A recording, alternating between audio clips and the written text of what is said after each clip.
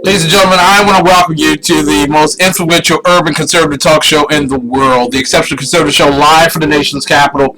We're not ashamed of the good news of conservatism, for it is the power of liberation, first to the Republican and then the socialist. I'm yours truly, the exceptional one, Kevin McClinton. This is a very important night. We're going to be delving into many topics, as we normally do. Just basically trying to make it all equal and fair to those who have the opportunity to dance in the midnight hour with us. The lovely Mrs. Biggs is watching via live stream and Ustream. My favorite bouncer, in fact, my only bouncer, Mary Brockman, is in the chat room at the Exceptional Conservative Show, and you are listening from around the world, and I thank you so much. When we return, I want to read to you from the second inaugural address of Thomas Jefferson. And I want you to get a great understanding that there are those who wish to use what you believe against you inside and outside the court of law. Let us begin with the Pledge of Allegiance. Buenas tardes, niños. This is Spanish with Señora Cabrera. Today we will learn how to say the Pledge of Allegiance in Spanish. In English, we say, I pledge allegiance to the flag of the United States of America and to the republic for which it stands, one nation, under God, indivisible, with liberty and justice for all. Now, in Spanish we say, juro fidelidad a la bandera de los Estados Unidos de América y a la república que representa, una nación bajo Dios, indivisible, con libertad y justicia para todos. Muy bien. Practice your Pledge of Allegiance, and the more you practice, the faster you will memorize. I'll see you later. And I'll see you now. Senor Cabrera, thank you so much for coming to us with a message in Spanish and in English that has been the salvation for many a nation. Ladies and gentlemen, there is a hope that we all have. A hope that when we arise in the morning and we follow the will of God, that we might change the world and make a difference. Some of us attempt to change the world for the good of ourselves. Some for the good of our family. Others of us really seek to do it for the good of the world indeed. There are moments in history that seem repetitive, yet nonetheless bear such resemblance and such strength that we draw upon them in these particular hours. Dean, thank you so much for being here. We love you. God bless you. Great to have you here.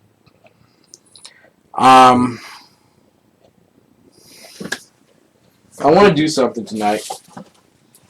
I know what I wanted to start with, and we're going to talk about tonight the crash and burning of Obamacare.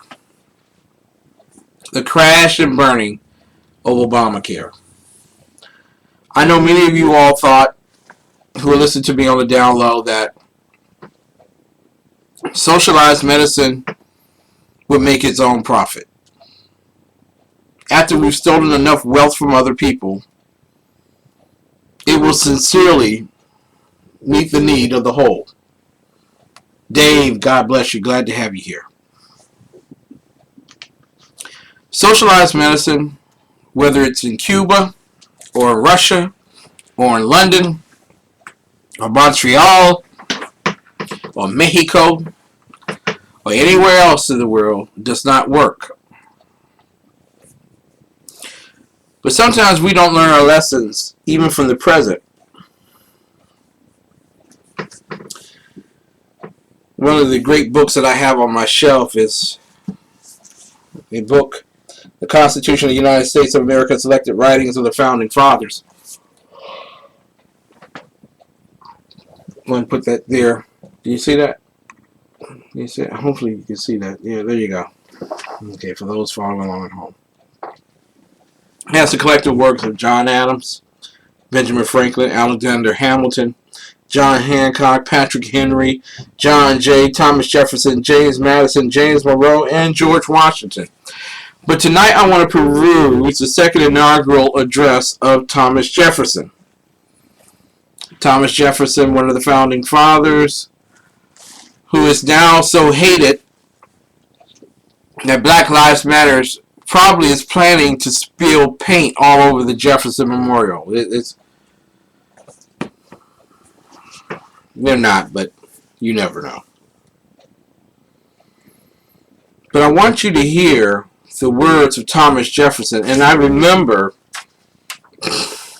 as I lived back then, that most addresses were not as long as the current modern age addresses of presidents when they're elected. If you're Bill Clinton, you could probably speak for hours, or President Obama, you could speak for hours. But these gentlemen did not want to spend too much time on these particular things. They just wanted to speak, set in order the fact that they've won,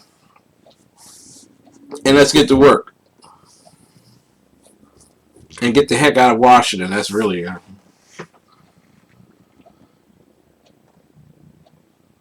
Thomas Jefferson, March 4th, 1805. Proceeding, fellow citizens, to that qualification which the Constitution requires. Before my entrance on the charge again conferred on me, it is my duty to express the deep sense I entertain of this new proof of confidence from my fellow citizens at large, in the zeal with which it inspires me, so to conduct myself as may best satisfy their just expectations. On taking this station on a former occasion, I declared the principles on which I believed it my duty to administer the affairs of our commonwealth. My conscience tells me that I have, on every occasion, acted up to the declaration, according to its obvious import and to the understanding of every candid mind. In the transaction of your foreign affairs, we have endeavored to cultivate the friendship of all nations, and especially of those with which we have the most important relations.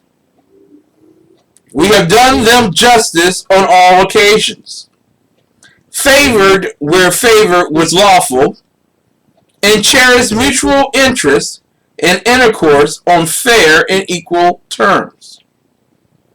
We are firmly convinced, and we act on that conviction, that with nations, as with individuals, our interests soundly calculated will ever be found inseparable from our moral duties. Understand what Jefferson's saying here. You do not separate foreign policy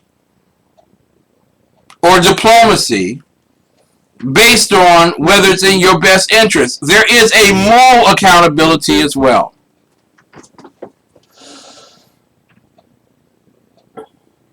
And history bears witness to the fact that a just nation is trusted on its word. Can I get an amen? A just nation is trusted on its word. That your word is your bond. When you make a promise, you keep it. When you make an ally and you call them your friend, you don't stab them in the back.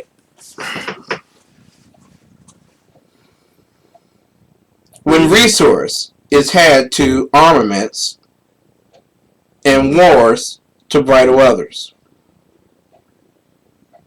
At home, fellow citizens, you best know whether we have done well or ill.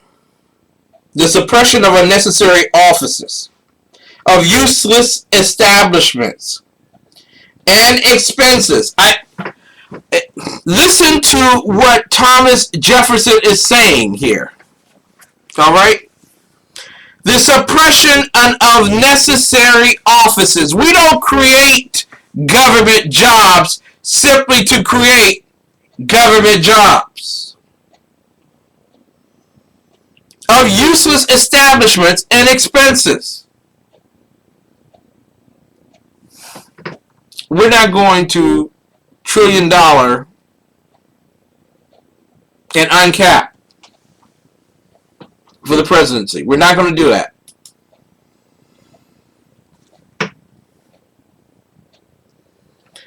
Enable us to discontinue our internal taxes. How do you cut taxes? You cut government. Is what Thomas Jefferson just said there. These covering our land with officers and opening our doors to their intrusions had already begun that process of domiciliatory vexation, which once entered is scarcely to be restrained from reaching successfully every article of produce in property. Is he not speaking about today? That if you allow government its course, it will impact every part of your entire life. Your personage and your property is what he's saying here. Let's go back. If among these taxes some minor ones fell which had not been inconvenient, it was because that amount would not have paid the officers who collected them, and because if they had any merit, the state authorities might adopt them instead of others less approved. Less approved.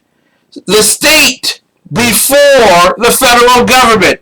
Repeat that with me, people. The state before the federal government. Now, if any one of those Republicans on the stage last night had said this, the remaining revenue on the consumption of foreign articles is paid cheerfully by those who can afford to add foreign luxuries to domestic comforts, being collected on our seaboard and frontiers only and incorporated with the transactions of our mercantile citizens, it may be the pleasure and the pride of an American to ask what farmer, what mechanic, what laborer ever sees a tax gatherer of the United States. These contributions enable us to support the current expenses of the government, to fulfill contracts with foreign nations, to extinguish the native right of soil within our limits, to extend those limits, and to apply such the native right of soil within our limits, apply such a surplus to our public debts as places at a short day their final redemption, and that redemption once effected, the revenue thereby liberated may, by a just reparation among the states and a corresponding amendment of the Constitution, be applied in time of peace to rivers, canals, roads, arts, manufacturers, education, and other great objects within each state. Let the states keep their money.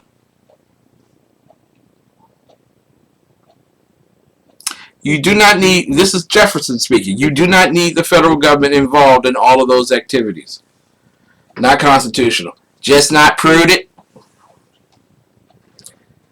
In time of war, if injustice by ourselves or others must sometimes produce war, increased as the same revenue will be increased by population and consumption, and aided by other resources reserved for that crisis. Reserved for that crisis. Jefferson says we need to reserve money just in case we go to war. What better way to tell other nations that you're serious when you set a reserve for war?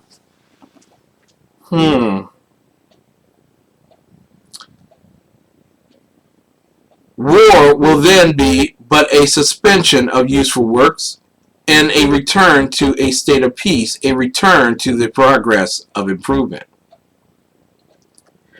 But I want to go down just a little bit here, and then we're going to go to a break, as we're reading Thomas Jefferson's second inaugural address.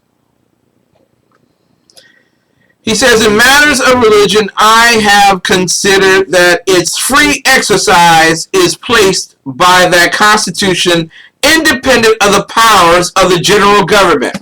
I want you to hear what Thomas Jefferson said. Okay? Not the black intimation that somehow writing a letter to the Baptist Convention sustains separation of church and state. Listen to what Thomas Jefferson just said about religion, because this is important as we talk about Obamacare in just a few, right after the break. Thomas Jefferson says in matters of religion, and I suppose this is important because it is the inaugural address, his second one, and he is the President of the United States, and he is representative of the executive body here. And he's making a public, not a private letter, but a public declaration here. In matters of religion, I have considered that its free exercise is placed by the Constitution independent of the powers of the general government.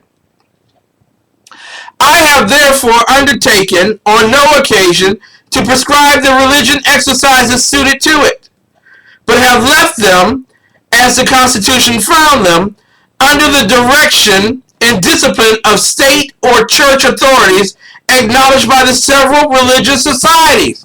Ladies and gentlemen, what Thomas Jefferson is saying is there is no federal right to intervene in affairs of the church. He's not going to be the Politburo Pope.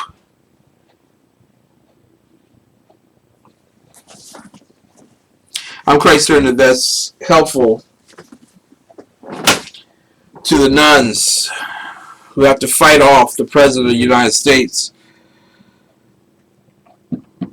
regarding Obamacare. When we come back, ladies and gentlemen, Obamacare is crashing and burning. And while a part of me is celebrating, because that's the part of me that wants to tell you, I told you so, there's another part of me that's very concerned. The same people that gave up their right of privacy regarding their health care in order to take on government intervention in their personal life, many of whom lost more benefits and wealth trying to stay the course of government. Those individuals are going to get hurt again. And this time, it may be one that they won't recover from. You're listening to the Exceptional Conservative Show live from the nation's capital. I'm truly yours, the exceptional one, Ken McClinton. We'll be back with more of the best right after this.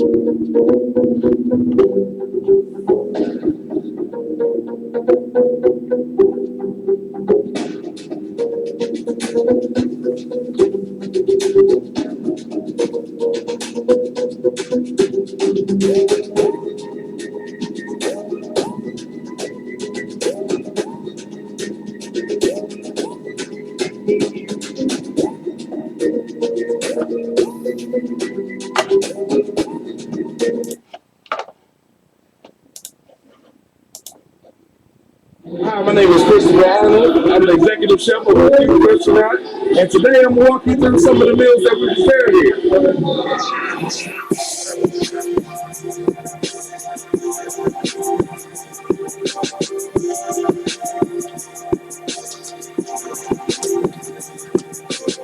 So we're making a pizza. We use fresh Italian sausage that we cook here and slice it up.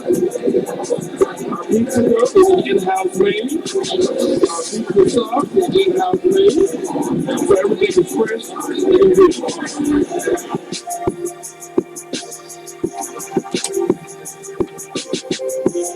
This is our Thai curry chicken. The sauce is made with coconut milk and a Thai red curry. It is juicy chicken thighs as well as some mixed vegetables, served with jasmine rice and pita bread. So now we're going to prepare our famous blackened tilapia ingredients, our fish and grits on the menu.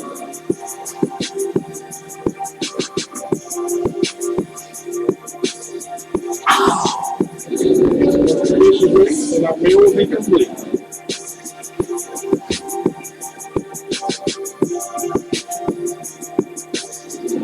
Let me tell you about our infused beef burgers. So we keep the spice up just a little bit with our infused sauce. We start off with 80-20 USDA ground chuck ham patty burgers, like half a pound of burgers, and we're going to grill it to perfection.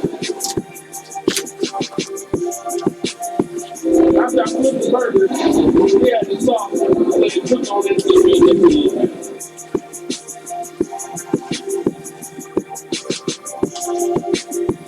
We're going to add a little bit of pepper jack cheese to this burger, spice it up a bit.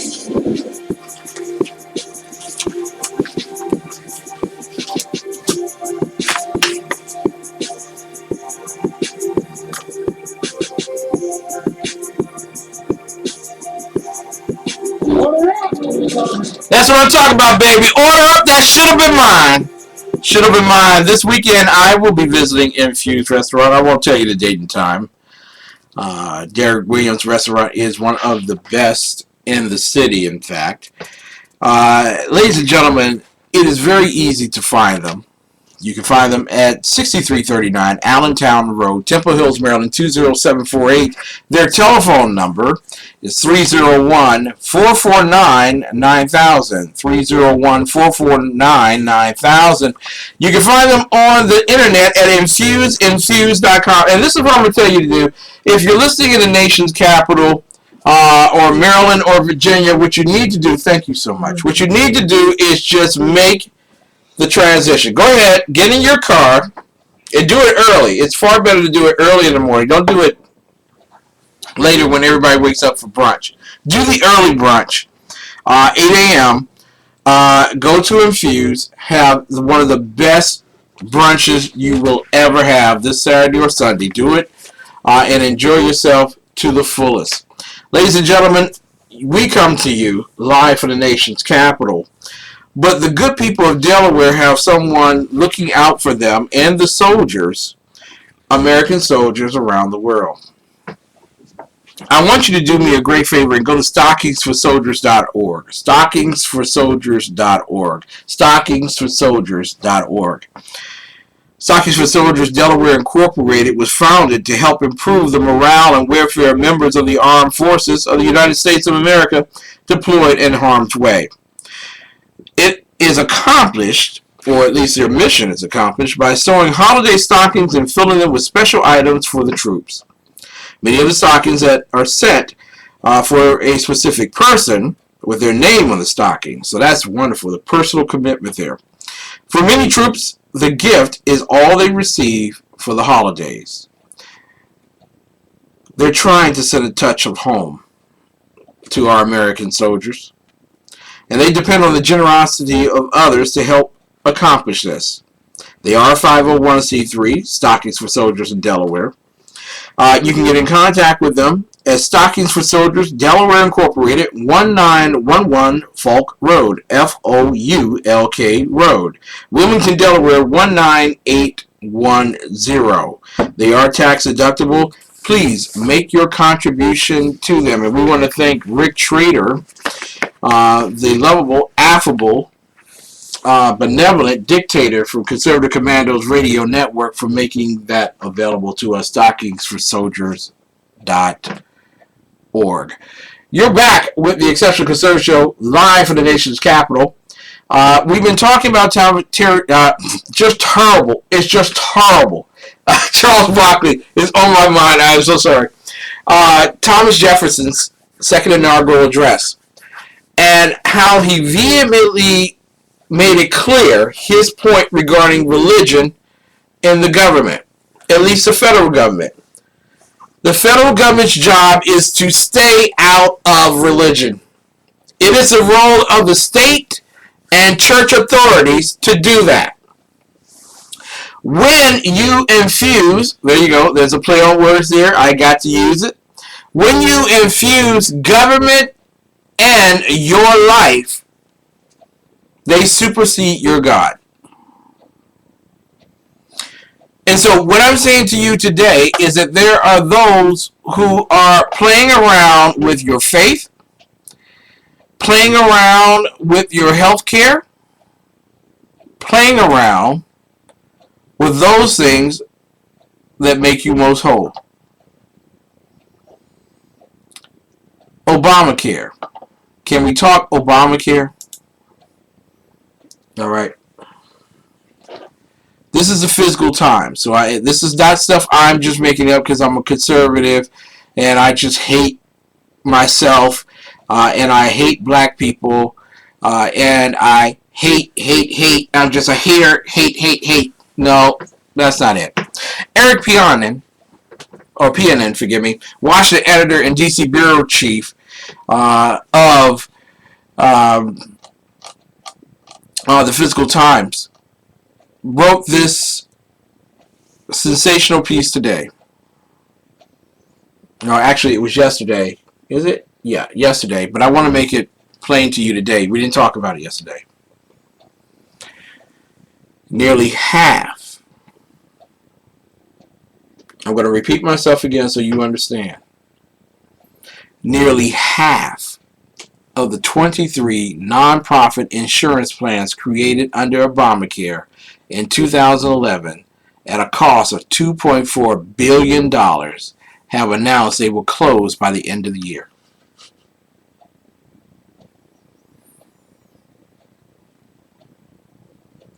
Now, I took that dramatic pause for you to get close. I want you just to settle in here. Because this is that moment that should have been talked about at the debate last night. And it should have been grounded in.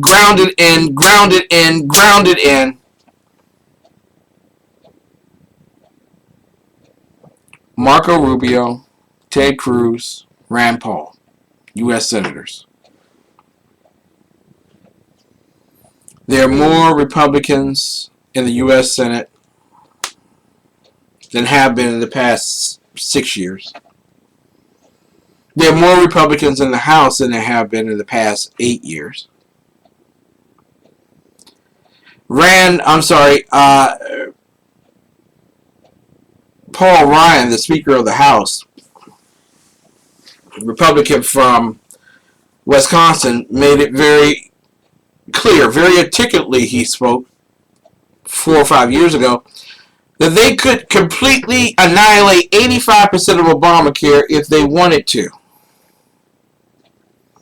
And they could use various budgetary tricks to eliminate 85% of Obamacare. 1 year passed, 2 years passed, 3 years passed, 4 years, and still no one's done anything. We have spent $2.4 billion. That's not million with an M as in Mary. That's B as in boy. $2.4 billion. And over half of them will be closing.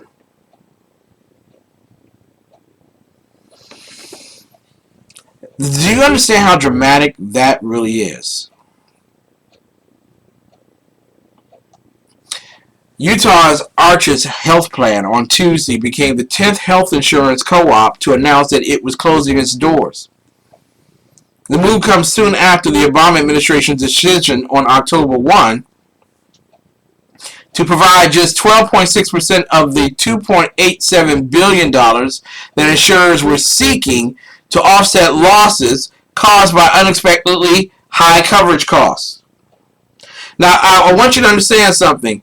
There is a madness and an answer for it. There's a means to the madness, there's an answer for the madness. Do you not think that the Obama administration, in its last year, might come before the public and say, listen, it was the Republicans that stopped us from having the universal health care that we needed. They are putting at risk your mom and your dad, the cancer patients, and everyone else. We must give them the money necessary to keep your family alive. Socialized medicine works. We have the money to do it. We just need to do it. And stop letting the Republicans upset the apple cart and take away your health care. We will replace those closed health insurance co-ops. We will replace them with Marxism.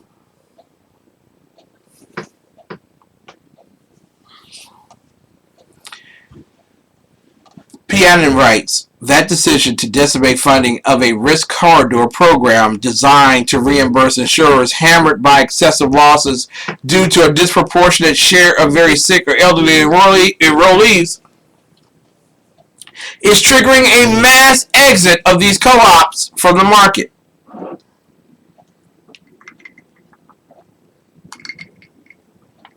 With a new Affordable Care Act enrollment period beginning on Sunday, many of the co-ops on shaky financial ground must decide before then whether to remain in business or shut the doors. So tomorrow, by 5 p.m., you might get more news.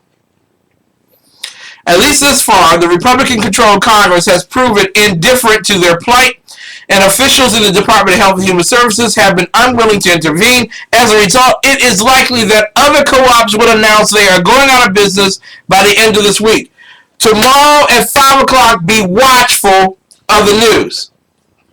No, not the mainstream media. Not MSNBC. Be mindful of the Physical Times, the Investors Business Daily, and other papers like that, and other news outlets like that, The Blaze, and so on, because they will report that there are more co-ops that are failing. GOP lawmakers say the only solution to the problem is to scrap Obamacare and start over. And see, this is a problem with the Republicans. They want to start over. Any real conservative would say let it die on the vine. Let it die. But not Republicans. We got something here. We got control, and we don't want to lose it.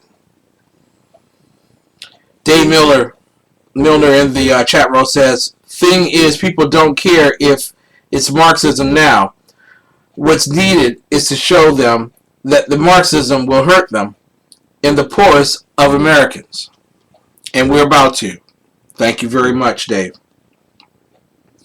The 8 other co-ops. Listen now. There are 8 others. The 8 other co-ops that have announced they were closing their doors are in Colorado, Iowa, Kentucky, Louisiana, New York, Nevada, Tennessee, and Oregon. The crisis was foreshadowed earlier this year when the Centers for Medicare and Medicaid Services, which oversees Obamacare, issued warning letters to 11 of the co-ops, placing them under special scrutiny and requiring that they produce a plan of corrective action. A report last July by the Inspector General of the Department of Health and Human Services said that 21, that's why you need to pay attention tomorrow on the news, 5 o'clock.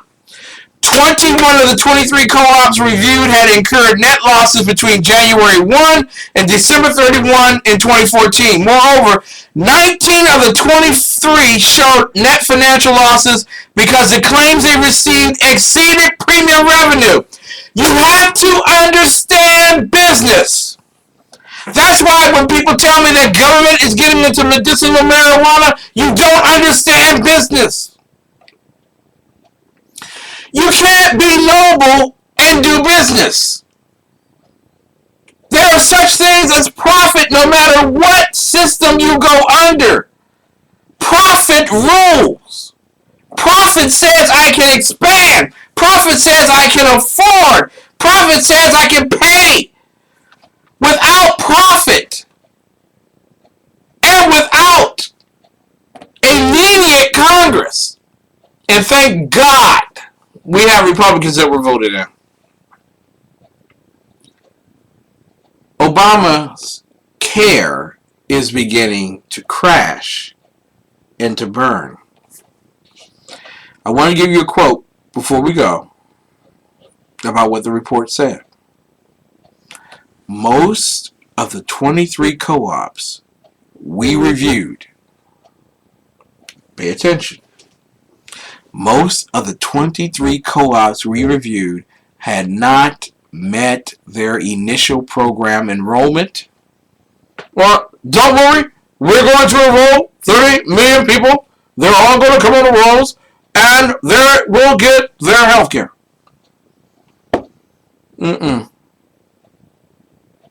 And profitability projections as of December 31, 2014, the low enrollments,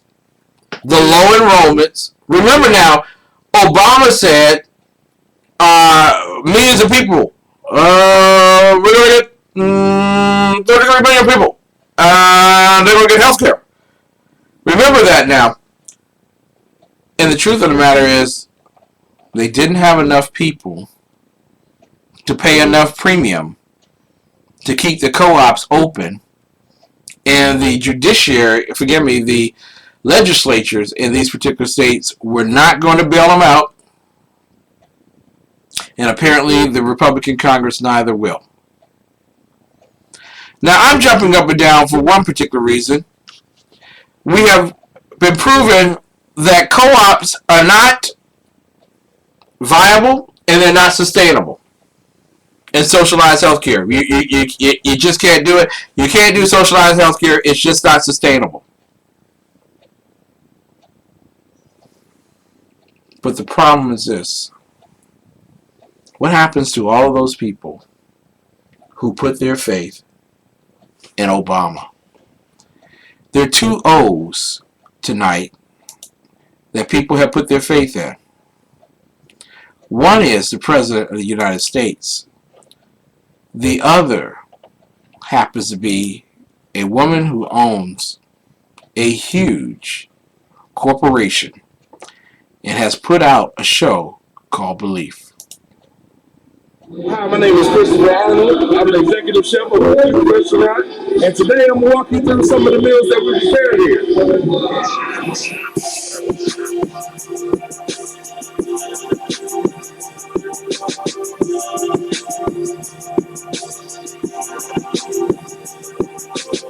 So we're making a pizza. We use fresh Italian sausage that they cook here and slice it up. Our pizza dough is an in-house made. Our pizza sauce is in-house made.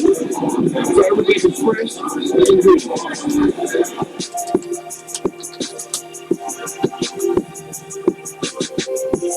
This is our Thai curry chicken. The sauce is made with coconut milk and a Thai red curry. It is juicy chicken thighs as well as some mixed vegetables, served with jasmine rice and pita bread. So now we're going to prepare our famous blackened tilapia and grits, our fish and grits on the menu.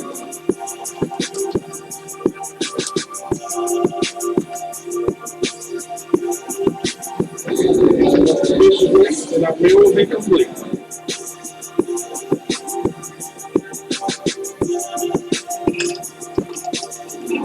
Let me tell you about our infused cheeseburgers.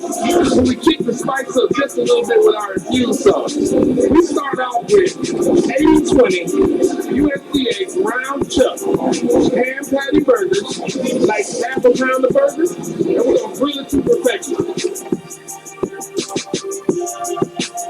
After I flip the burgers, we add the sauce and let it cook on into the meat.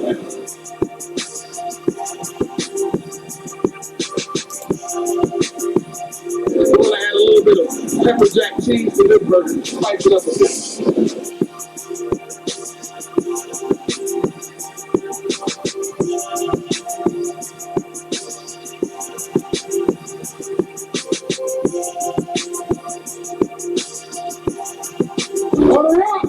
Woo!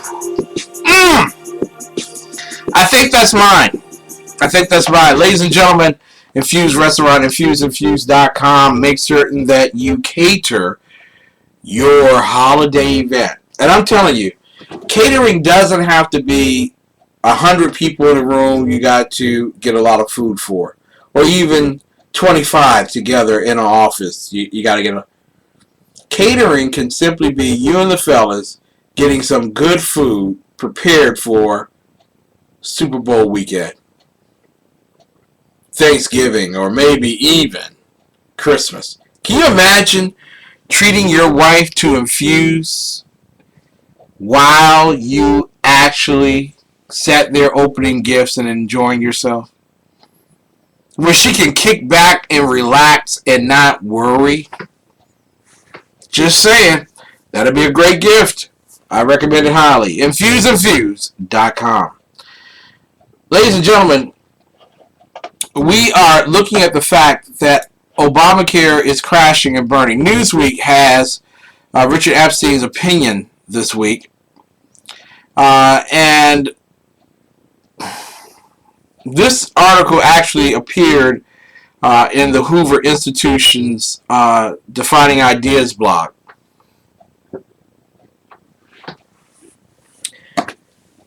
And Epstein writes, it has been over 5 years since the Patient Protection and Affordable Care Act was passed into law on March 23, 2010. Today, the major legal challenges are over. In 2012, the Supreme Court sustained the power of Congress to enact the law in FIB versus Sebelius. 3 years later, it held that the ACA allowed for the payment of subsidies for all applicants who enroll through either the state or federal exchanges.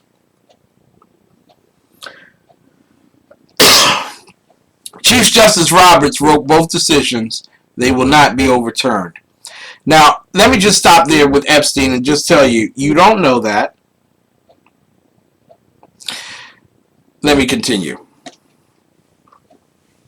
But if the legal battle over Obamacare is over, the economic battle over Obamacare has just begun. So, ladies and gentlemen, I want you to pay attention. This is the economic answer.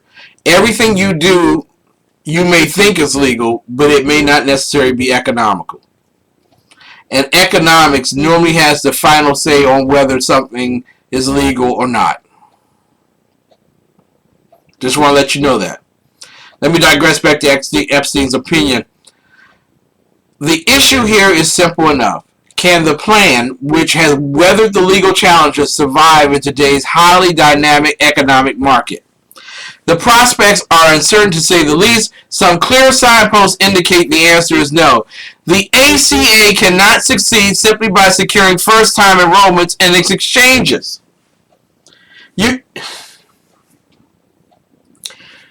this is the wonderful thing, because I would like to say that the big health insurance companies took advantage of Obama's ignorance and ideological commitment. But they walked away on both sides of the fence very wealthy. They understood business 101. that you have to clearly make a profit and that you cannot be dependent on tax revenue. Epstein writes, insurance policies are subject to annual renewals. The first year of operations will give information about how the second year will go.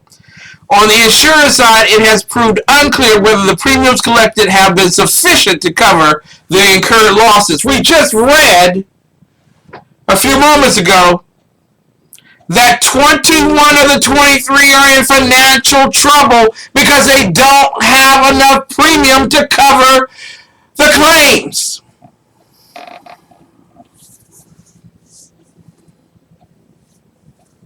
Epstein writes, no one yet knows how the various new types of coverage required by the ACA, and see, this is a problem, the vain arrogance and the conceit of the ignorant totalitarians on the left.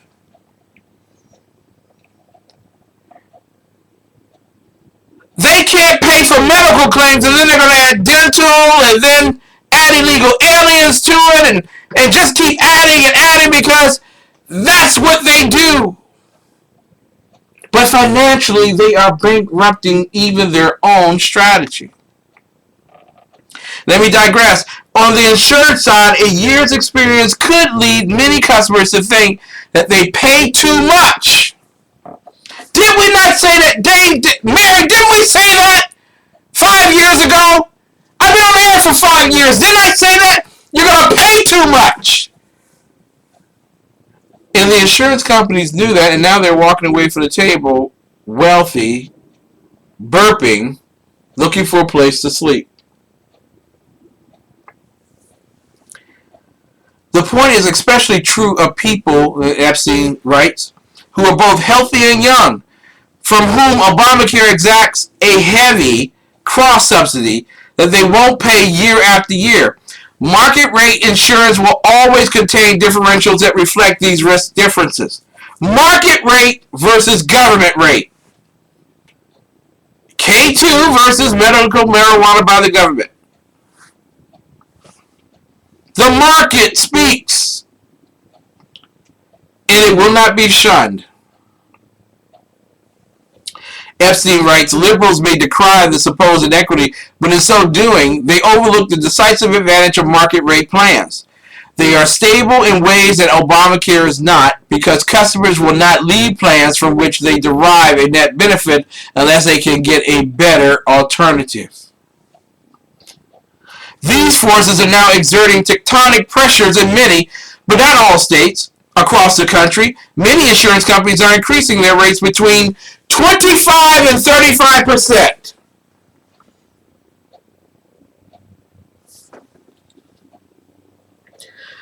Grandma just found out that she's not going to get a COLA, cost of living adjustment. She's not going to get a raise on her Social Security. But she heard from the HMO that her premium is going up 35%. Well, where do they cut that out? Well, when they cut that out of Social Security, because Medicare is taken out of the Social Security. I've seen the pink forms, and I've seen them cry over them. Can you imagine your mother getting that note in the mail that says that she's barely scuffling now to pay for the cat food and the prescription drugs? But now, with a 35% increase in premiums, she may not have prescription drugs. Oh, but this is the affordable health care. This is crashing and burning because you refuse to repent of your totalitarian utopic dreams. Epstein writes, as they adjust to the shockwave set off by the Affordable Care Act in the marketplaces. But the full story is necessarily far more complicated because a lot more goes into providing an insurance policy than setting the annual premium. Equally critical are the rules on coverages, how high the deductibles and copays are. where the plan facilities are located, and what the options are in the choice of physicians. Remember physicians who are retiring to play golf in Arizona, Florida, and Alabama, and South Carolina? Without detailed information, it is not possible to assess the peculiarities of the individual plans. But it is possible to predict that the slow death of Obamacare has become more likely.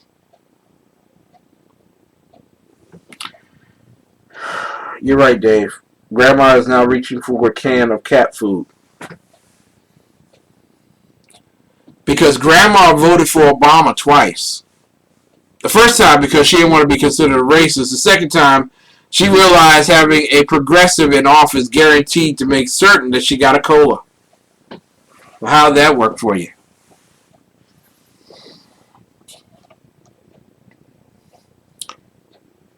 I want to take you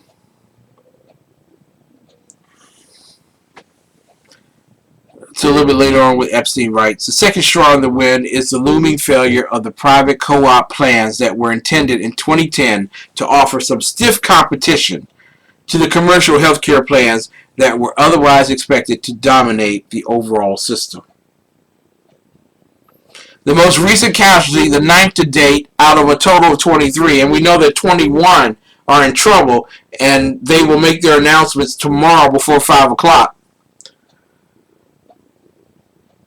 The ninth to date out of a total of 23 has been Tennessee's Community Healthcare Alliance with some 27,000 subscribers. This is why my heart pains. This is why my heart pains. Because we couldn't stop the 27,000.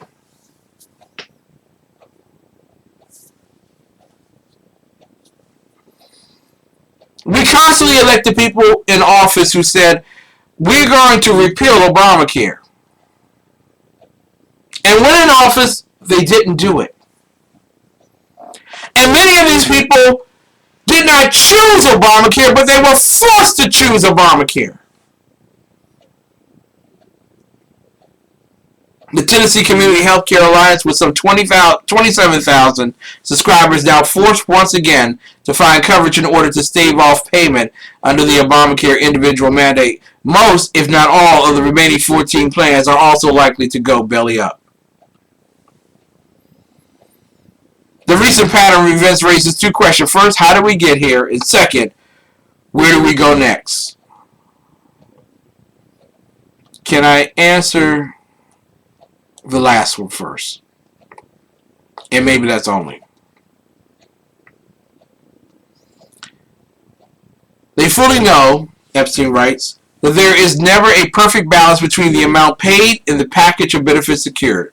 But they also know, or at least intuit, that relevant trade-offs between price and quality of service. Price and quality of service. This is a economics 101 course right here. Okay, right here. Setting your prices and the quality of service delivers profit. Just let you know that. That relevant trade-offs between price and quality of service, whether in the choice of doctors, location, coverage, or deductibles, must be made at the margin. Governments are tone deaf to marginal adjustments.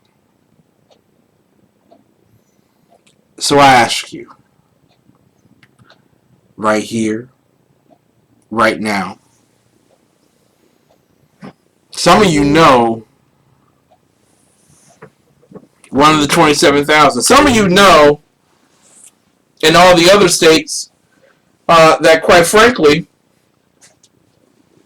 some of your friends are going to lose health care by the end of the year. They're going to get a letter in the mail right before Thanksgiving that says you need to start looking for your own health care plan.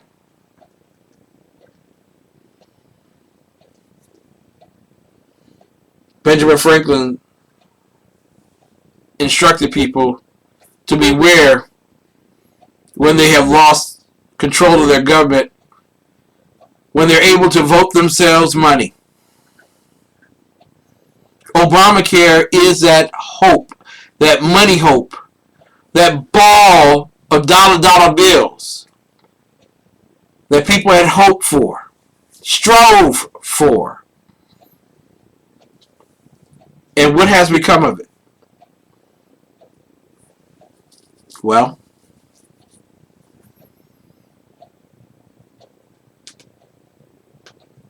by Friday, 21 of the 23 will probably settle in and die. So where does Grandma go to get the health care she needs, to get the quality of care she needs, to overcome the world, to heal her body, to make her whole? And I want you all to know something, because some Republicans will run after this show and they will read it and they'll say, okay, I understand. We'll just tell everybody that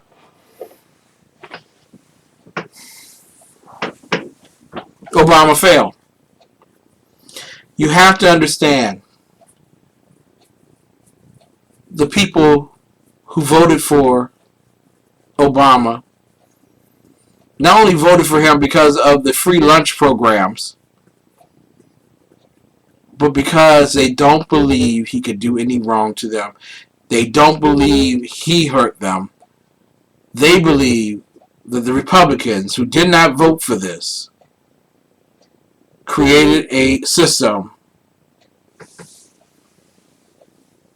that would hurt the president and thus so hurt them. It is one of the strangest considerations. But Republicans may get blamed for having Obamacare fail, which is why many of them are fighting every single day to keep it alive. When we come back, we will talk with Dr. Michael Jones, the underground professor, and we will probably take a look at Obama's sister, Oprah, and how her relief series may be leading even you astray. You're listening to the Exceptional Conservative Show, live from the nation's capital. I'm the Exceptional One, Kim McClinton. We will be right back, right after, well, these messages.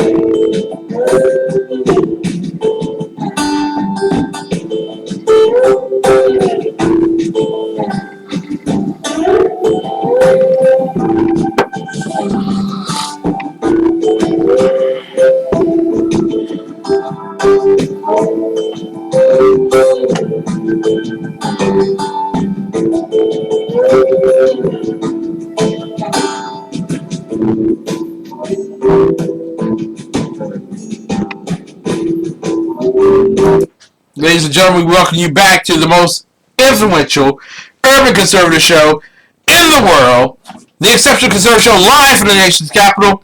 We are not ashamed of the good news of conservatism, for it is the power of liberation. First the Republican, and then the Democrat.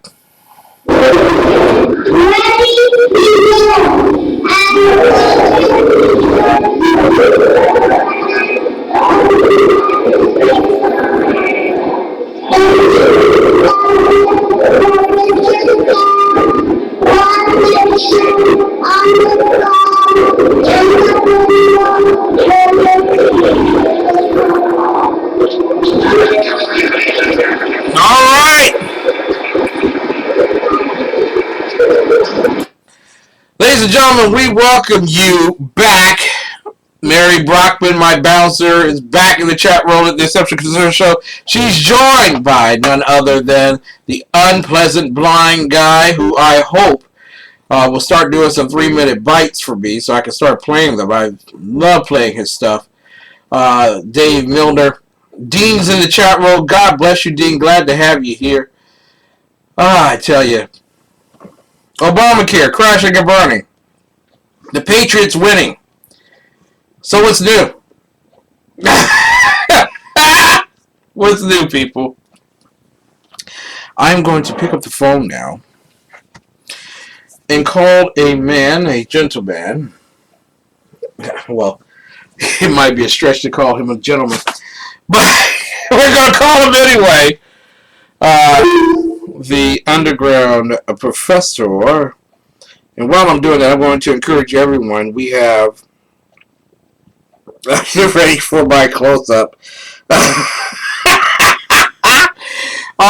We have two big events coming up. One in Washington, D.C. The other is in Baltimore, Maryland. And we want you to fly in, come in, train, plane, automobile, however way you get here when you can. But we want you to be at those particular events. Very important as we talk about public safety. And quite frankly, urban America needs to change. Please leave your message for 8178.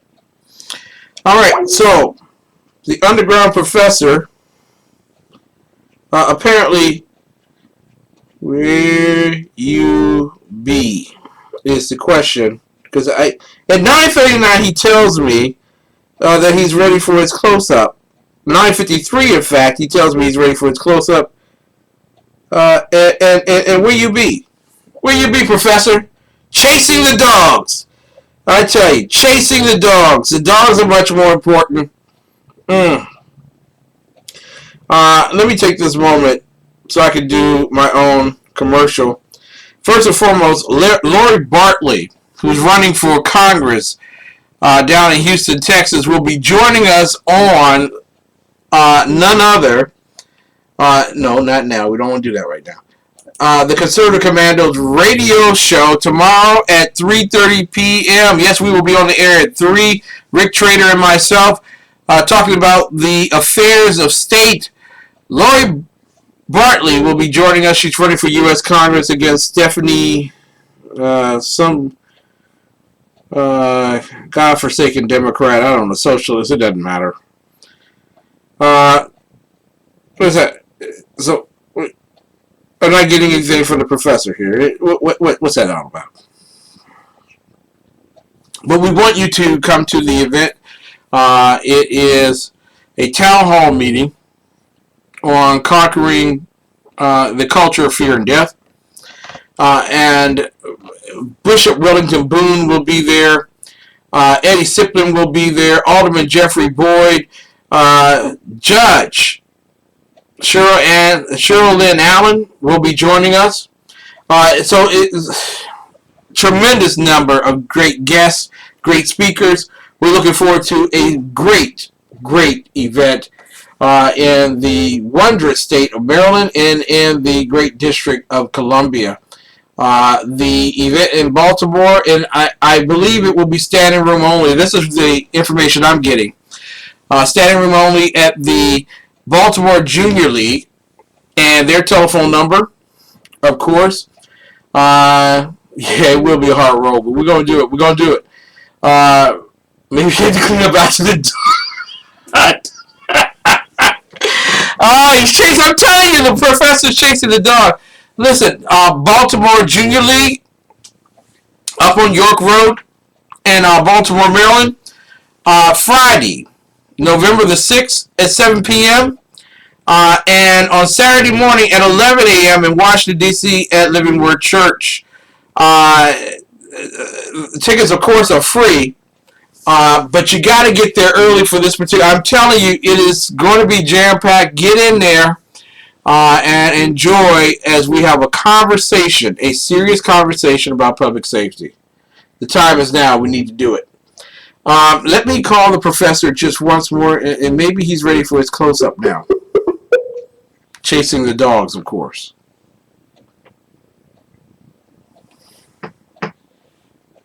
Please leave your message for 81. Okay, the professor's not ready. Okay.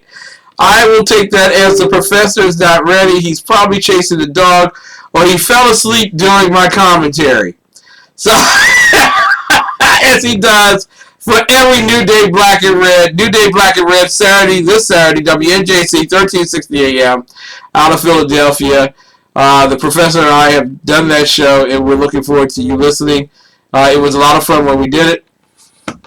We encourage you to listen.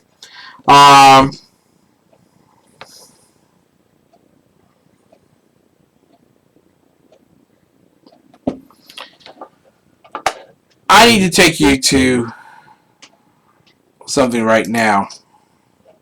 And it's not something that I'm happy to talk about right now. It really isn't, because I just think, after talking about Obamacare,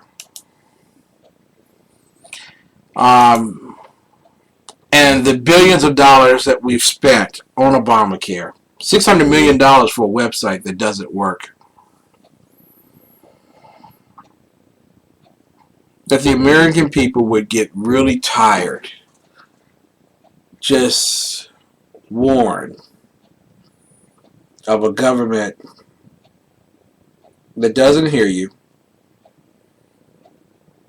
that is more concerned with making a buck and sticking dollars in the wallets of people that they adore than it is to be just, than it is to be a protector of the weak, the child, and the elder. And how we have surrendered our authority and our will to a group of lawyers who are working on behalf of utopian theorists, have decided that the destruction of America is not only a realistic term, but something that should be shot for and done.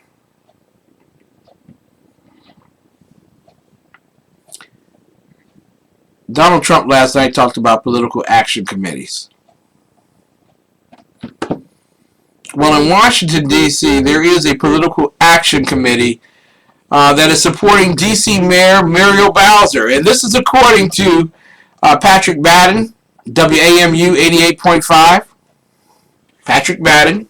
I didn't write this. I'm just letting you know. And that super PAC has received some big checks from individuals and companies. And because, well, we won't say because, we will say that there is a correlation between the big donors and government contracts. Pay to play. Pay to play is happening right in the face of people in Washington, D.C.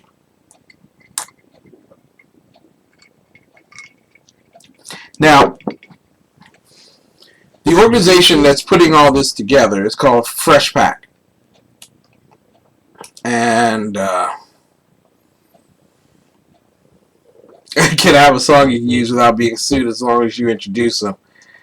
I don't know. I've been threatened.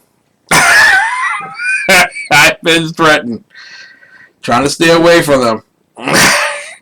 But I will listen to them. I'll listen to them, Mary. FreshPack, which is taking advantage of a campaign finance law that allows such groups to raise unlimited funds during off-year elections, has received a total of more than $100,000 from about a dozen firms that do business with the D.C. government. Now, I'm not making this up. I am not making this up. This is actually happening right before our very eyes. The PAC's activities are allowing record amounts of money to flow into D.C. elections in a way that hasn't been seen before, prompting a backlash from D.C. council members and the editorial board of the Washington Post. And I believe each of those supported the law to begin with. So shut up. You know what I'm saying? The contributions include 2 checks for $10,000 from a company called First VTech Street Corporation. While no such company has received contracts from D.C., records show VTech Street has the same address and the same directors as Fort Myers Construction, a major city contract. There you go, people. Kickbacks. Fort Myers has been paid at least $40 million by the city for street paving and other work, according to the most up-to-date contracting records. Fort Myers did not reply to an email inquiry from WAMU. FreshPack officials say the money will likely be spent during next year's council races to help candidates that support the Democratic mayor's agenda. And that goes back to our story when we had a conversation just a few weeks back that the city council leaders, McDuffie and so others, are aiming for ANC leaders. Yeah, they want to use that $70 million to go after ANC leaders. Don't be so naive. If you're not voting with the totalitarians, the Bolsheviks, if you're not voting with them, well, you will be overrun. You will not win. Opponents of the unlimited fundraising say it perpetuates the image of a pay-to-play culture in D.C. politics. PACs can spend their money however they like, but they cannot coordinate directly with any candidate or campaign. Shadow campaigning is what we call it. Other donors to FreshPack that have won city contracts include several more big-name construction firms, healthcare companies, and a marketing firm, Octane, with ties to Bowser's campaign for mayor. Pay to play, people. Pay to play. Let me give you some of the contributions, and we want to thank WAMU for collecting all of this data and providing it for us so that we can fight the good fight. But let's start from the bottom. District of Columbia Hospital Association, $10,000. It has a $32,000 government contract. So apparently, DC Hospital Association isn't getting a big bang off of their contribution. They should be ashamed. They need to fire the person in charge of their contributions. You know what I'm saying? Premier Health Services, $10,000. They're going to get $34,000 in contracts. Okay, but it goes on. It goes on. Veteran Services Corporation, $5,000 contract. Donation, $46,000 contract. They got 9 times back what they put in. Who wouldn't go for that type of investment? MedStar Health, $7,750. Government contract, $200,000. For $7,750 in, they got $200,000 out. For DC Healthcare, $10,000 in, $520,000 out.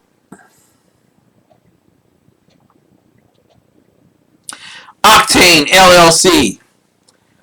You're going to love this. They made an investment of $5,000. They got back $990,000 worth of contracts. Blue Sky Construction put in $15,000. You're going to love this return on investment. They got $2.2 million back. Keystone Plus Construction, $10,000 in, $9.1 million out. Fushina Construction Company, $10,000 in, almost $18 million out. And finally, First Vinex Street Corporation Fort Myers Construction, $20,000 in, $41 million out. But that's not pay to play. I want you all to know that that's not pay to play. It happens. It's a logical thing. Now, the Bowser administration, when asked, refused to comment. Meaning that they refused to do an interview. But now they're being peppered with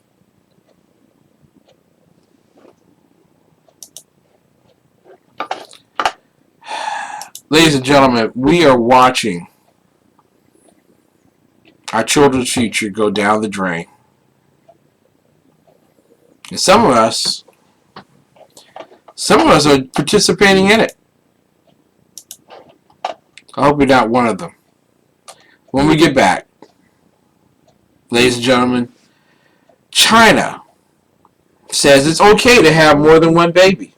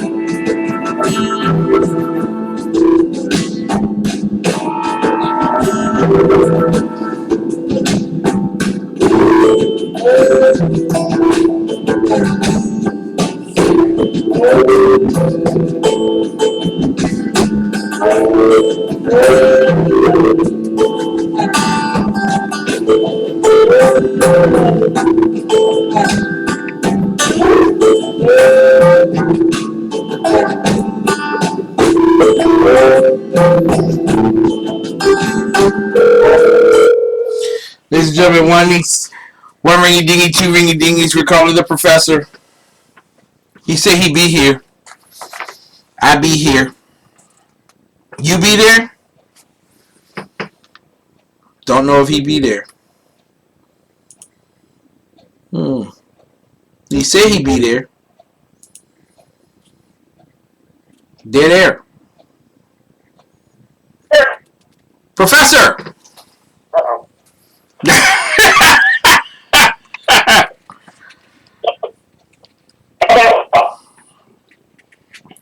Hello? Hello, Professor! How's Gilligan? Are you messing? No, I'm not messing with you. We're chasing the dogs. Communist bastard. I left at 6 o'clock today, right? Yeah. And I just got about 10 minutes ago. Wow.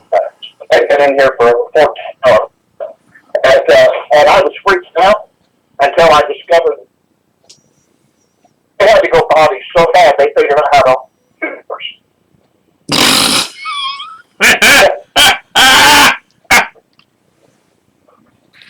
So, just set up.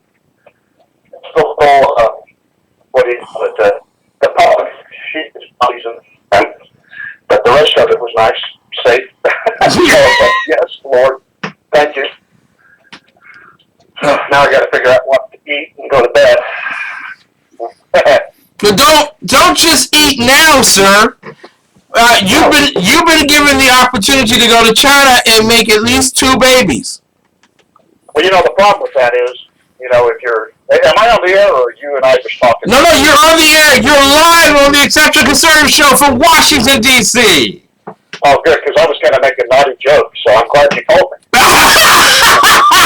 I was going to point out that once you eat Chinese, you're always hungry an hour later. But, yeah, very true. Very true. So that's why you have to have 2 kids with the Chinese system now.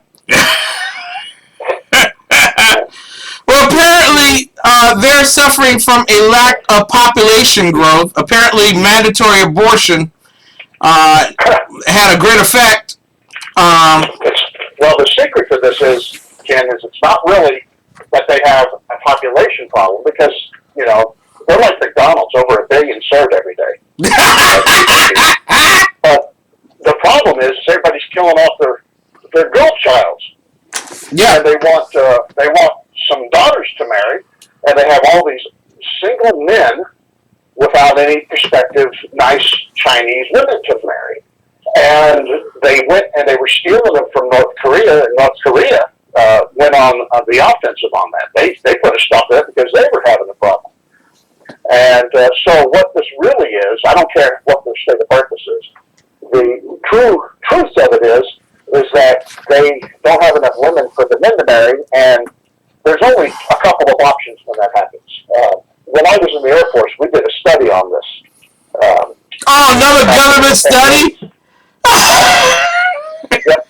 Well, in the Air Force, we did war gaming, right? And we had to look at I was in the skip, and we were screwing around, and we were looking at this one baby policy back in its infancy, if you'll pardon the pun. And we thought, oh my gosh, what's going to happen is they won't have any women, and all these testosterone-laden men, alpha males without any women, with the only other option is to go to war. Yeah. And so we were truly afraid that this policy would lead China into World War III, where they just started flooding into Russia and taking over Russian women as the spoil of war, and they would do that. So we were actually sitting here at that time wondering how it was going to play out, what was going to happen, and we saw the writing on the wall. China didn't realize that so many people would be willing to abort their children after they were born and discover they were girls. And so, like the Spartans of old, they would go lay them out in the fields and let the frost giants steal them. Yeah. Wow. But can we look upon this as an opportunity for immigration reform in the U.S.? That finally the Chinese want to keep their own population so that babies will not be born here. Yeah, well, I have a recommendation that we start sending them all of our illegal immigrants, and they can, that are so desperate to come here and have babies. If they need babies, we can just send them all of our illegal immigrants, and they can become citizens of China and have babies. And Mexican Chinese, that's the 2 things I like to eat the most. So I think there's something to this. Mm-hmm. Mm-hmm. And so and that would solve our immigration problem, and it would solve our Democrat problem too, because they kill most of their future Democrats in the womb with abortion. So they have to have the illegal aliens coming in. This is, the same theory that China's dealing with. The Democrat Party must have illegal aliens coming over because they can't fill their party with enough right Democrats in this country. And the Chinese have the same problem. They have all these males without women, and that's causing political, problems. And they're already having enough problems with people staying out of the farmlands and coming into the cities. They don't have enough jobs in the cities. Yep. I saw a statistic once of how many jobs they have to create a day, and that's more a day China must create more jobs in a day than Obama's done in the last 8 years. And I mean real jobs, not just the ones he pretends that have created. But, you know, they're coming from these farms where all these parents have killed their kids, and and they're coming to the big cities to look for women. Mm-hmm. And this is causing China some real big time problems, and they're afraid that the government will become unstable over it. We're talking and by the way, if there's any extra guys over there with Chinese wives, they have too many of them, they can contact me. I like Asian women. Once you go Asian, you'll never go back. I'm looking already to do my duty and adopt. I'm looking for a pair of twins that are 21 years of age and need adoption.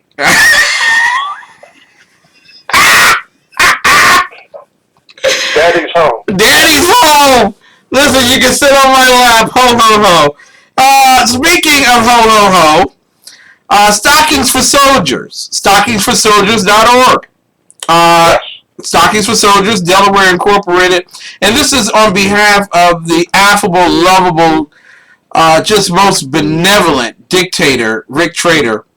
The greatest man since the invention of cheese. I don't know how that works, but it works. Stockings for Soldiers, Delaware Incorporated, was founded to help improve the morale and welfare of members of the armed forces of the United States of America deployed in harm's way. They accomplished this mission by sewing holiday stockings and filling them with special items for the troops. Many of the stockings that we send are for a specific person with their name on the stocking. For many troops, our gift is all they receive for the holidays. We're trying to send a touch of home as well as personal messages of support to remind our troops that we appreciate all they do for us and to let them know that they have not been forgotten over the holidays. How do we do that? Well, one of the best ways... Yes, sir. One of the best ways of doing that... Thank you, man. Thank you. What we normally do is support soldiers, the Stockings for Soldiers, Delaware Incorporated.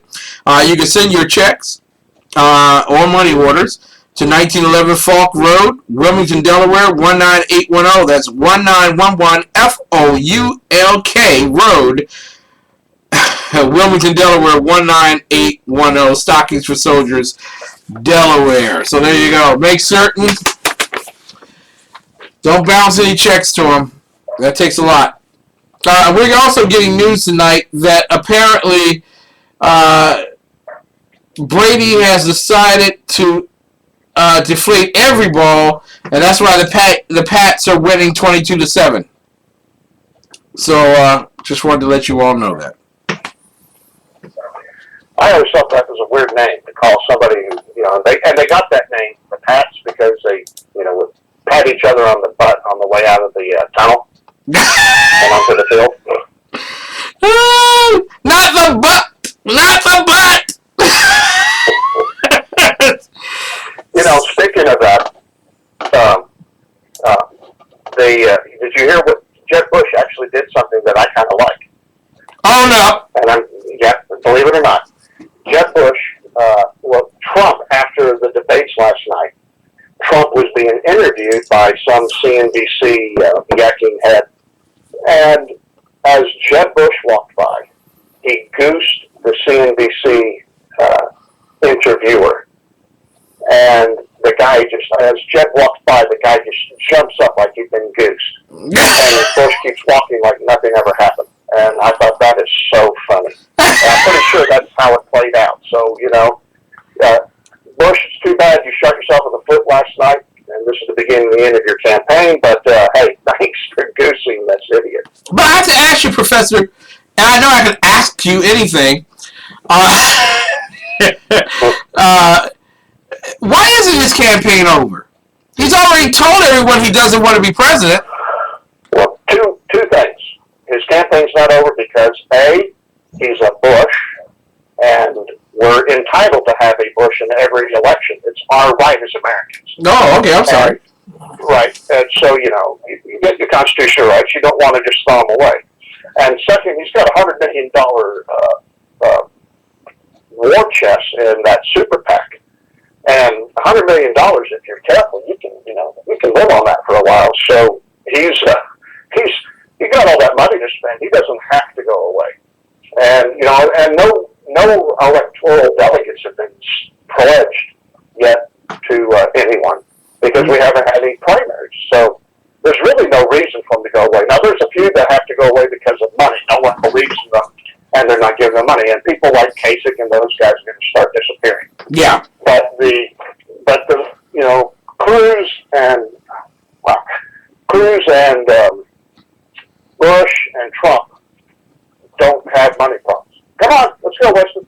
And so because of that, they can run this out for a long time. We're talking tonight with the underground professor, Dr. Michael Jones. Dr. Jones, see, your dog's a racist. He only barks when he hears a black person talking. Yeah, well, the funny thing is this is the one-eyed one. So he's giving you the stink eye. What they don't know is that they are black, both of them. And, I won't let them see a mirror because I don't want them to have self-esteem issues.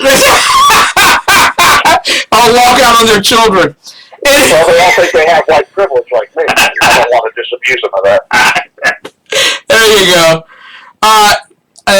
In terms of what's happening in the Middle East, and you understand warfare much better than most men. I've been married. Yeah, you've been married. There you go.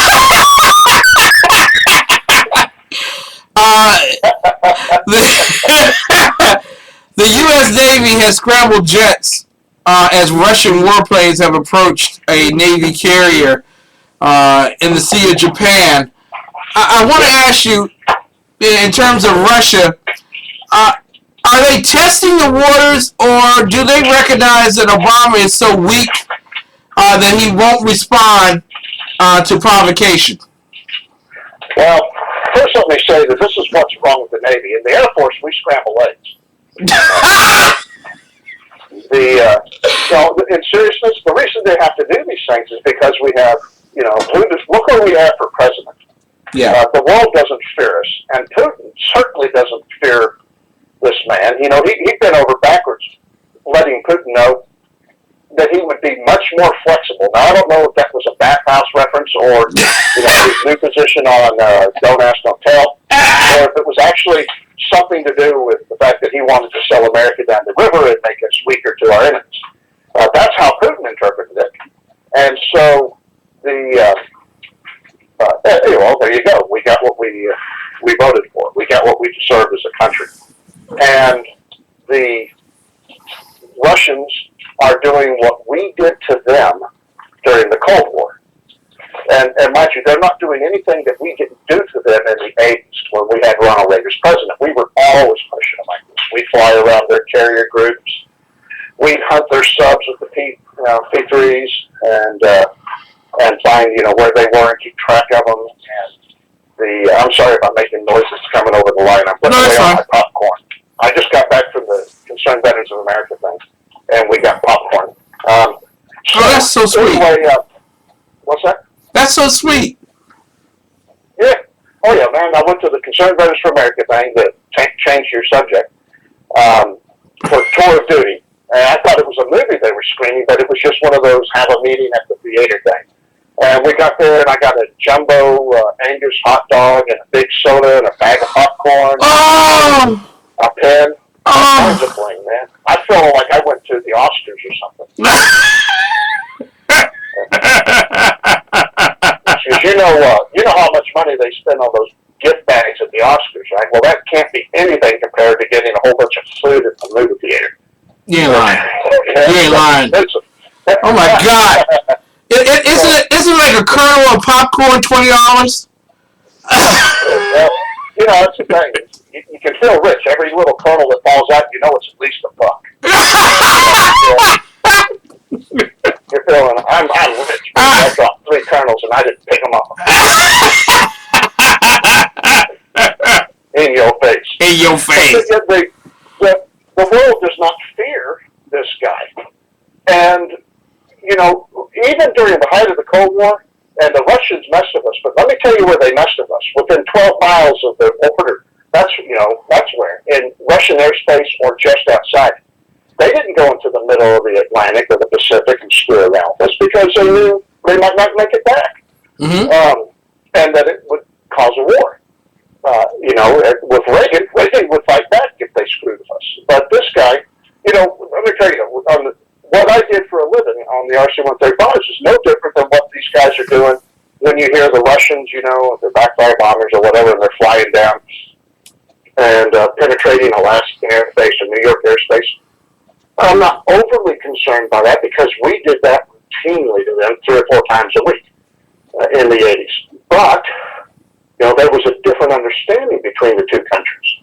You had NAD going, you had the Soviet Union and not Russia, and it was a different mindset, different people in charge, and there were rules to our games, the spy rules and craft and all that crap, but we had rules. Now, what are the rules?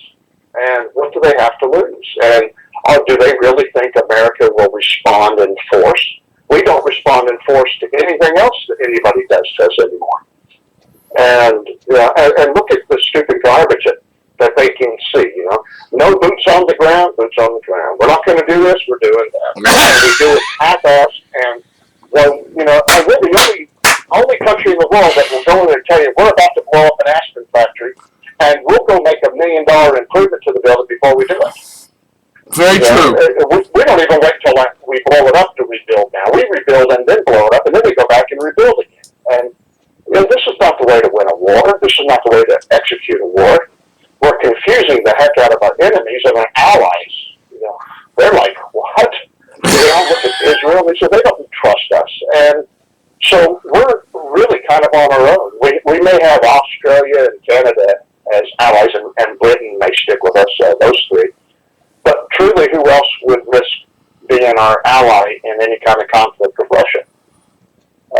I say we're hurting. And now that Canada's elected their own Obama for prime minister, who knows if they'll even stick with us now. We are sending mixed messages to the world, and no one believes that this guy will do what he says, that he'll protect Americans' interests. And so, there you go. And this is all that Russia's doing. They're testing. They're coming to see, I'm spreading the popcorn around on the floor for the dogs to eat, so they'll leave me alone. It's like big money! Big money! They're testing the water, and they're seeing what our reactions are. They're checking our telemetry data. They're seeing what assets we employ and what we withhold. And, and this is just a game. Back then it was, we know, and we know, but we don't want you to know how much of what we know that we know about, And today, I don't even know what the game is. And that was understandable, believe it or not. But today, what we're doing, I have no clue. And I'm pretty sure Russia doesn't either, other than the fact that they're going to see if we are still Americans or not. And sadly, I would speculate that we are not the Americans of old. Yeah.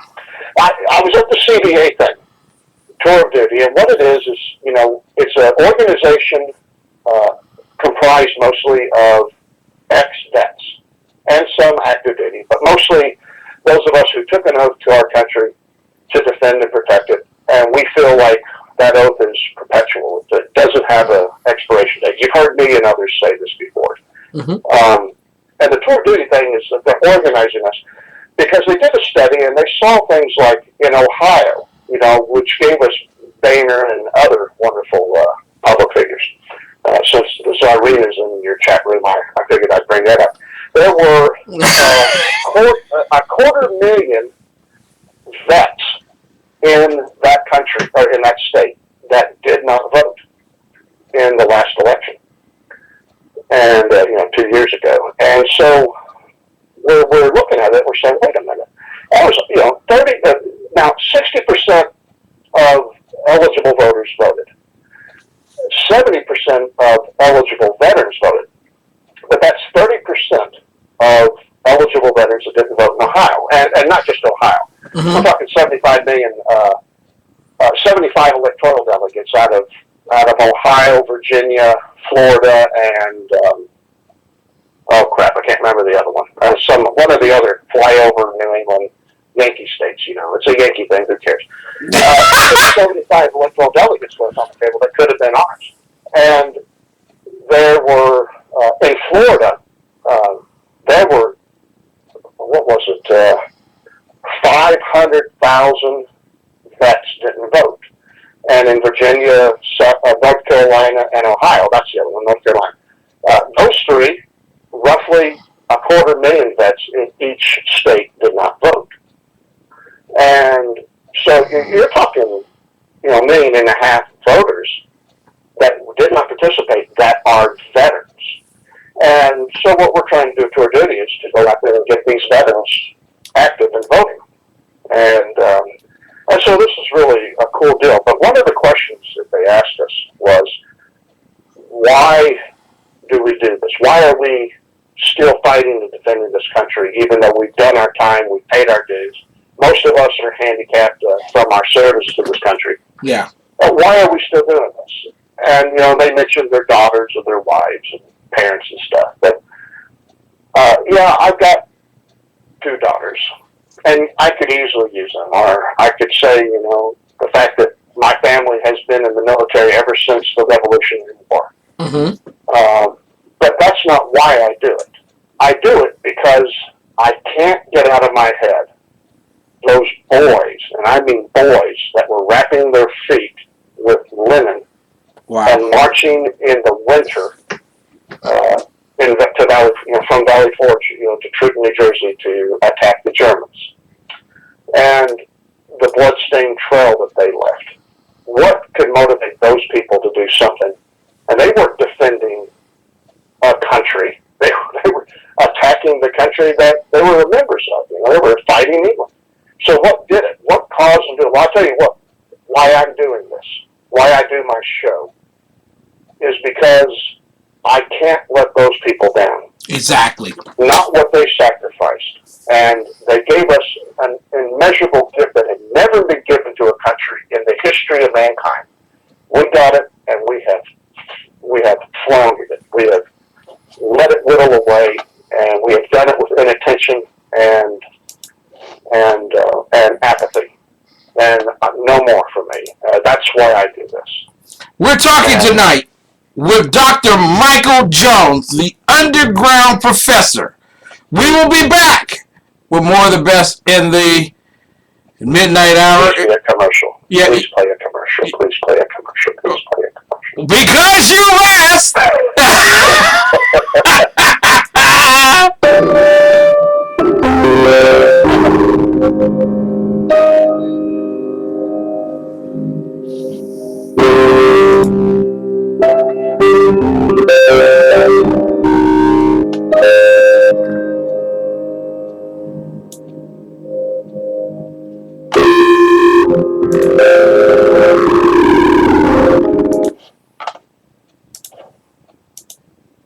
Hi, my name is Christopher Arnold. I'm the executive chef of the restaurant, and today I'm going to walk you through some of the meals that we share here.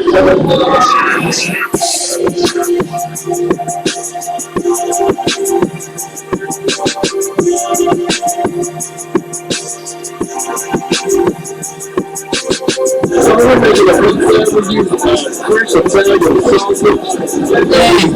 Cook here and slice it up. Pizza dough is an in-house made. Pizza sauce is in-house made. So we eat it fresh and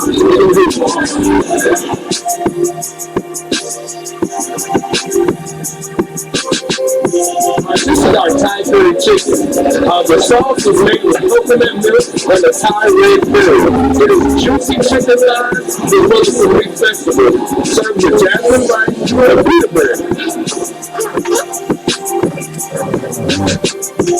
So now, we're going to prepare our favorite Latin tilapia fish, our fish and grits on the menu.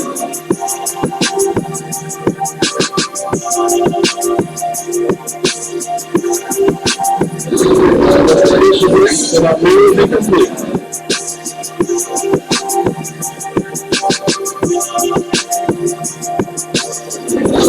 Let me tell you about our infused beef burgers. We keep the spice up just a little bit with our infused sauce. We start off with 80-20 USDA ground chuck, pan patty burgers, like half a pound of burgers, with really to perfection. After I flip the burgers, we add the sauce, and it cook all that thing.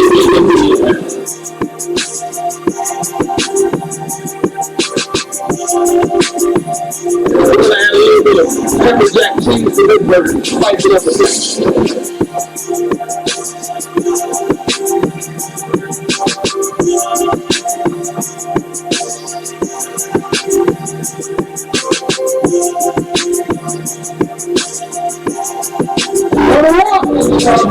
Now, right now, ladies and gentlemen, I'm going to let you know right now, you could be doing anything in the world, but it would be a bore, a terrible bore, if you did not include Infuse.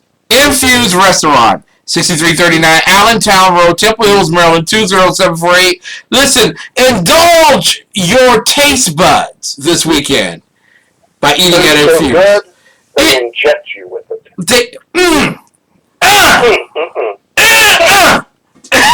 Mix that up with a biscuit.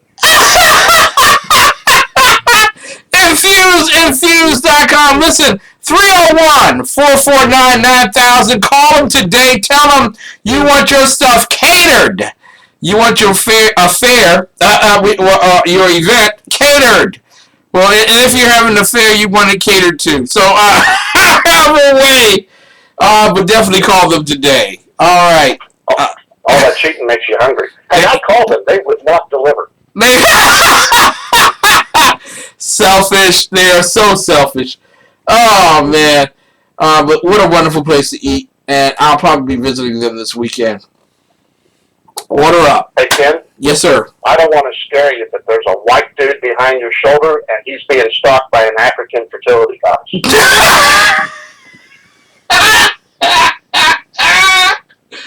Oh, that's Howard Taft. Oh, and there's not a bathroom big enough for this guy. At least not a tub. So. Isn't that the one that had the special tub brought into the White House? Yes, he did.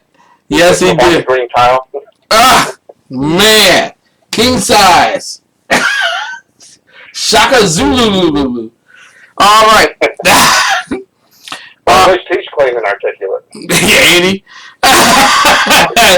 Can you imagine that ring?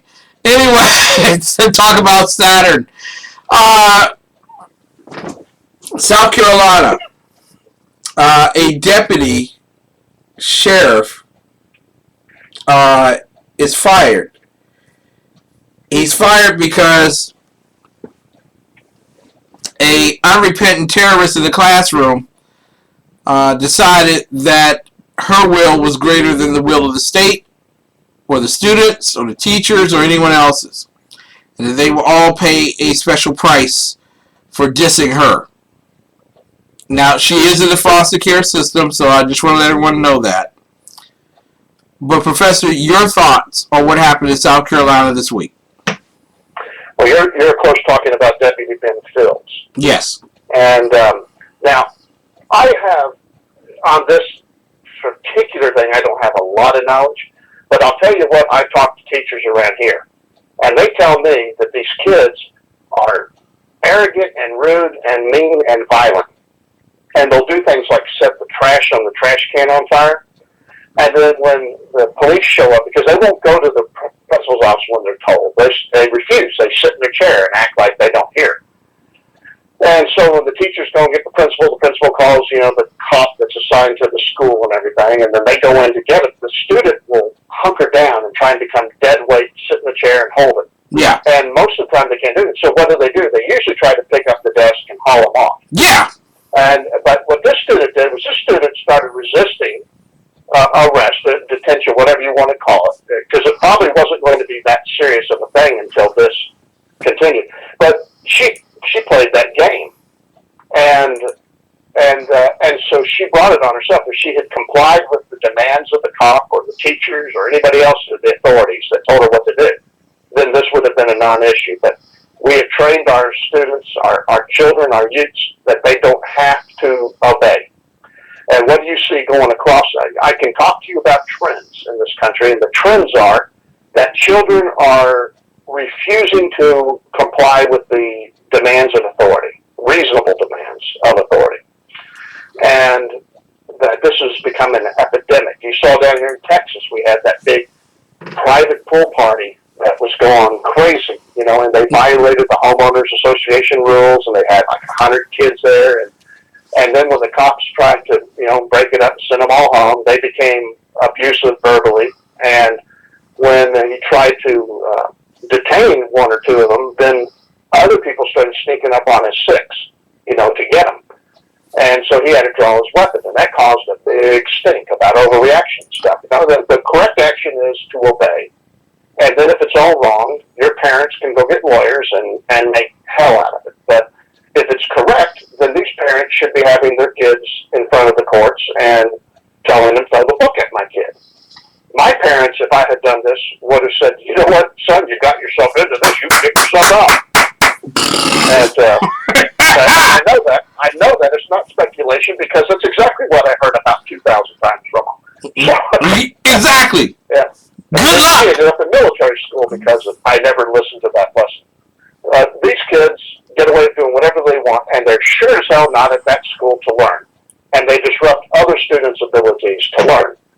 And it's a game to them. It's a power game. And that's exactly what adolescents are doing.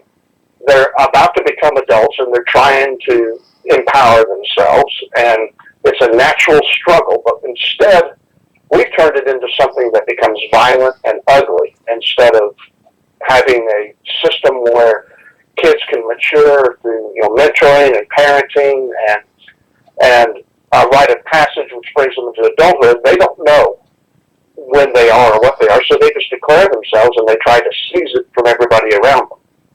And they don't understand that that's not how you become an adult or become powerful. But if you look at this cop, man, his face is purple from the actions of the student he tried to arrest.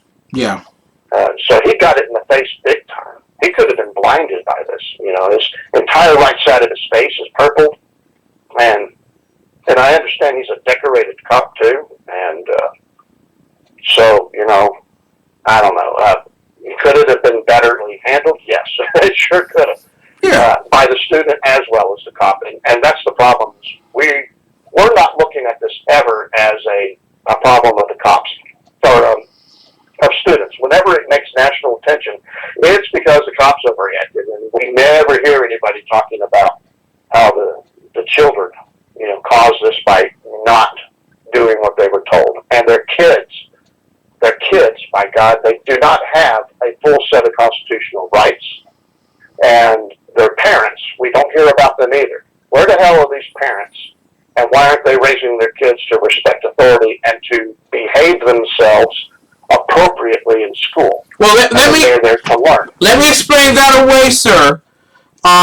Because you're one of those evil conservatives who don't want black kids to learn in the classroom, and you want them to be beaten. She's in the foster care system, and somehow she's supposed to get extra points for being unruly in the classroom. Right. Yeah, because she's gotten a raw deal from society. I don't want to make this about me, but let me just say this. And when it comes to raw deals, I can probably hold my own against anybody else's story. Yep. And that's the funny thing about us is life sucks, people. Most of us have a bad deal.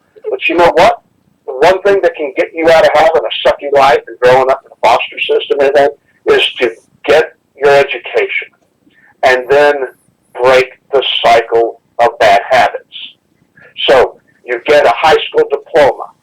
Then you go on. If you're smart enough and you pay enough attention in school, you can go get a college degree and get a better job. If not, then you go into the workforce. You find somebody. You date him or her. You marry them. And then you have children. Yeah. You will not be in poverty. And then you stay married and you raise and parent your children, and you've broken that cycle. So your life sucked. Learn from it and Because they're going to have a healthy, wholesome life. They will have Christmases with a family.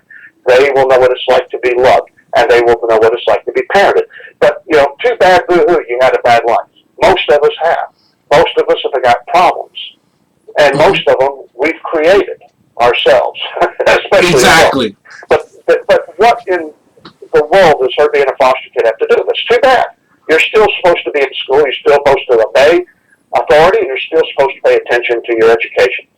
And none of this that she did will help her. And that's the thing that we never, ever ask is, okay, so this is what you chose to behave.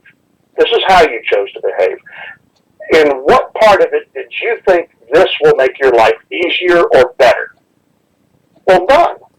Because they don't think that far. Their medulla oblongata is not hooked up to their cerebellum because they're kids. Yeah. And they do not think strategically. They only think what's right now. And they think me, hungry, me, sex, hungry, me. And that is the thought process of a kid. And, so, wait a minute, you just described my life. Me. Professor, how can people listen to your show, sir? Well, God help them if they do, but you can listen to me on Blog Talk, Find the Press, Blueberry, etc.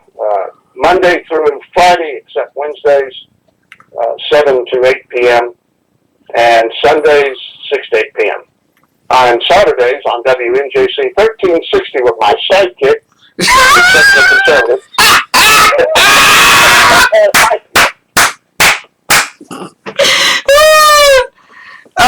Really plug Holger's show. Holger's got a show coming Saturday at 8 p.m. Central called What You Gonna Do? I think you helped him spell that. And his question is, what are you going to do when you find out you've been played? And it's all a scam. So that should be fun Saturday night. Oh, I think a lot of liberals will find out tomorrow afternoon at 5 p.m. When almost all of the co-ops perish.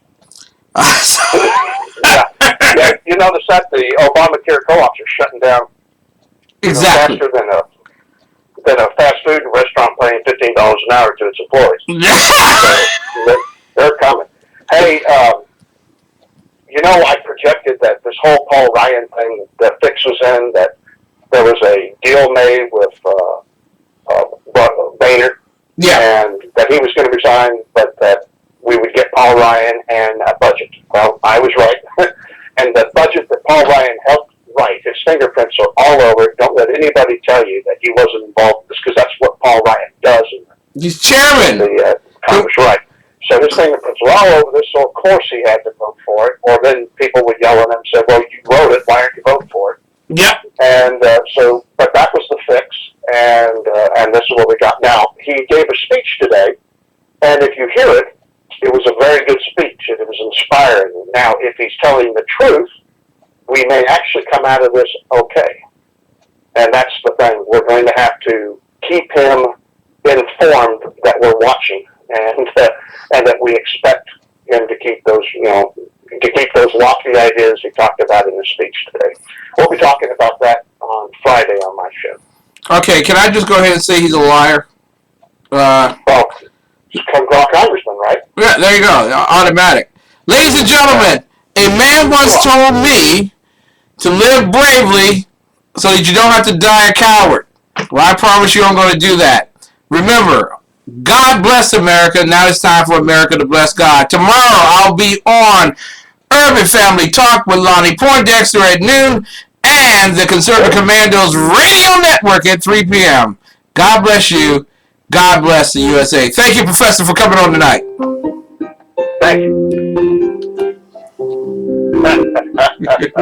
God bless you, man. Hey, buddy. Hey, send me the number so I can call and listen to your shows tomorrow.